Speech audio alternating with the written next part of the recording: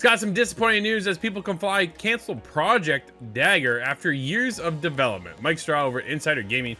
People Can Fly, the developers behind Bulletstorm and Gears of War Judgment. Dude, and Outriders. How do you not mention Outriders? I'm hurt. Dude, I loved Outriders. I know I was one of the few. But man, even I keep looking at it going, I might just jump back in. I don't know. I just might jump back into that game. I had so much fun. Man, I had a ton of fun with that one.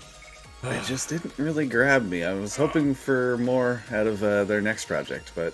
Apparently that just got canceled. That's right. It's co-op action RPG Project Dagger after years in development. The news was broken to investors in early April, but recently spotted on Twitter by Moro NL3. According to the studio, the game was canceled as a result of reanalysis of the development plans. End quote. This reanalysis led to unsatisfactory results of the elevation of the scope and commercial potential of the game. With the cancellation of Project Dagger, People Can Fly say its consolidated financial results for 2023 are expected to drop by around $16.9 billion, or $million, Scott, not billion, $1 million.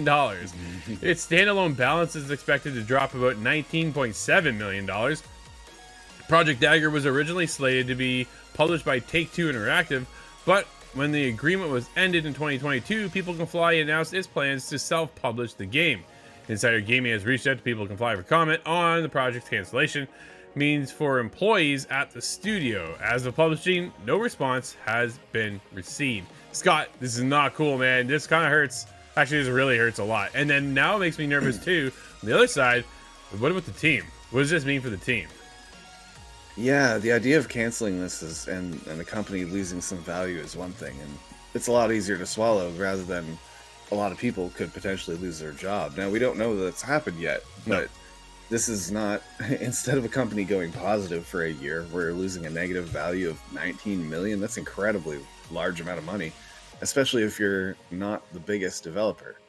I don't think People Can Fly is 1,000 employees or anything like that. No, I don't think so either. It makes me wonder that if this is, could this really lead to a lot of people being cut, or is it the opposite effect where they need everybody on board now because they're going to restart a brand new project? Yeah, it's definitely interesting to see, right? Take-Two bouncing out for the publisher side of things really hurts. We did see and hear that last while ago. So that, man, that was probably the nail in the coffin for the project right there, I think, right? When you lose an investor the size of Take-Two, dude, there's a reason why. So maybe they should have reevaluated the project then to say, hey, we've just lost our investor. I know when your heart's all in on something, it's hard to say no and just let it go. Believe me, I know. Dude, I know firsthand. But it's one of those things that I wonder what didn't work. What's not hooking, right? Like, can they fix it? Is it not worth fixing, Sky? Sometimes the idea and you write it on paper sounds great, but when you actually put it out there and start building it, sometimes it just doesn't work out. And I wonder if that's what the case is, that there isn't a hook. Or were they going for that games as service model, Scott? Yeah, that's the big fear. That would explain a whole lot, but I'm not sure if that was the case. I'm looking at it and thinking, well, People Can Fly, do they often miss on a release like this? Did they really truly have to cancel it?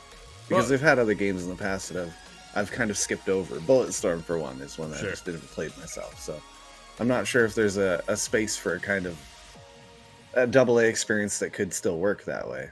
It's funny now. I think we're at a time in gaming industry right now where it's either all in on AAA or you're an indie studio, right? Like, you got to go small. Yeah.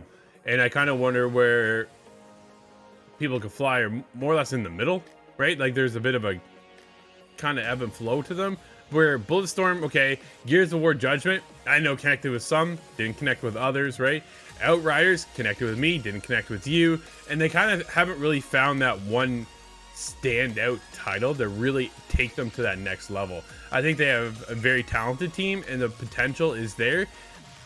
Apparently Project Dagger just wasn't it though, and it was just like, man, it's an RPG with years and years of development. It just wasn't panning out. What part wasn't panning out? Can they fix that? At this point though, it doesn't matter because they just canceled it, which sucks, man. So what is next for the studio?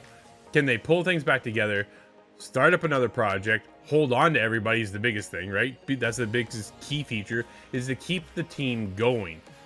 When you shift over, man, like I hung out with the developers and played Outriders. We hung out and we played the latest mode there. There was it's like a roguelite. Dude, I had so much fun. I had a blast.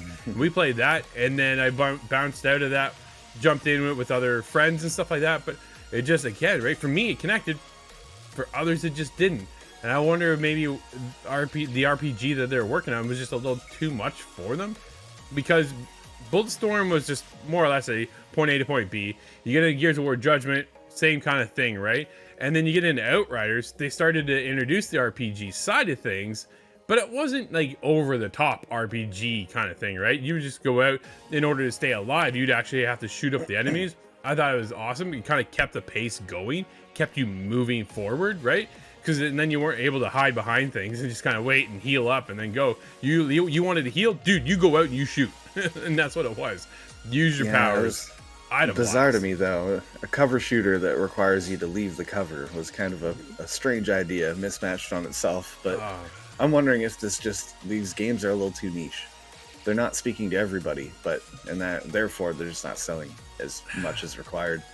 But unfortunate. What's the next project they go for? Do you think it's going to be another shooter, another cover-based kind of thing? Probably. Or do you think this is just a re-roll? We're going to work with another set of RPG stuff and see what we can figure out. I think they had something though when it came to Outriders for the RPG element, right? It was light, but it was something there to build off of. I don't think we get an Outriders 2, as much as I would love to see one. I think the way the story wrapped up, there's potential and opportunity to bring in a sequel, but because it didn't stand out, you announce Outriders 2 right now, people are like, right? Like just, I don't know. We'll see. And that's not good, right? You want to come out and you go, hey, here's Project Dagger, and go, wow. Everybody's talking about it, right? That's the impact you need to hit nowadays. You can't just have go, hey man, that looks cool. That looks cool. Hey, you interested in this? Nah, it's Outriders 2 because you're already tainted from Outriders 1. You know what I mean?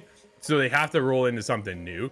I think, the problem is because Bulletstorm and Gears of War Judgment were bullet shooters that didn't really hit hard. You can't even say go back to what works because it didn't really work there either. You know what I mean? Yeah, them working on another Gears of War game would be very interesting because a new game or a Gears of War game would be coming down the pipe. But I don't see them jumping on after Judgment was so many years ago that I don't think they're actually going to start working on the next Gears right now. That would be convenient, but yeah, it would be helpful just to have the Gears name behind them, right? I think that's what they need. They need an IP that they can stand on is the biggest thing. And right now, using their own IP isn't enough. I don't know. I'm definitely curious for the future when it comes to People Can Fly. I've always liked the studio. I think they're a very talented studio. They just need to find that one knockout of the park game that really takes them to that next level that everybody is talking about. Dude, it's like when you talk about CD Projekt Red, people like The Witcher 1, they like The Witcher 2. Dude, The Witcher 3 blew up, right? Yeah. That's where things change for CD Projekt Red. And that's what People Can Fly need. They need that one title just to explode. But you can watch us explode over on ITGTV.com because there's always something to talk about over there.